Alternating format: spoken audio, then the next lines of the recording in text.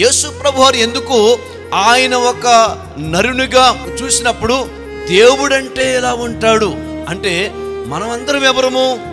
దేవుని, అవును కదా, దేవుడు తన పోలికలు తన స్వరూపముల నరుని ఏం చేశాడు?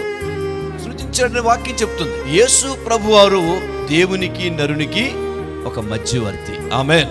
ఎవరైతే ఈ భూమి మీద జన్మతః కర్మతః పాపములో ఉన్నారో ఆ మానవుడు దేవుడు ఎవరో తెలుసుకొని ఒక మధ్యవర్తిగా నా పాపాన్ని తీసివేసి రక్షించడానికి వచ్చాడని తెలుసుకొని యేసు ప్రభు దగ్గరకు వచ్చి ఆయన నా పాపాల నిమిత్తం ఈ సిలువలో చనిపోయి తిరిగి లేచాడు అని ఎవరైతే నమ్ముతారో ఆయన దగ్గరికి వెళ్ళి, నీ రక్తములో నా పాపానికి క్షమాపణ ఉన్నది అని ఒక వ్యక్తి బిలీవ్ చేస్తే, విశ్వాసం వచ్చితే ఆ ప్రభు దగ్గర ఆ యేసు ప్రభు వారి యొక్క రక్తం ద్వారా మన పాపములు ఏవైతే కడగబడతాయి.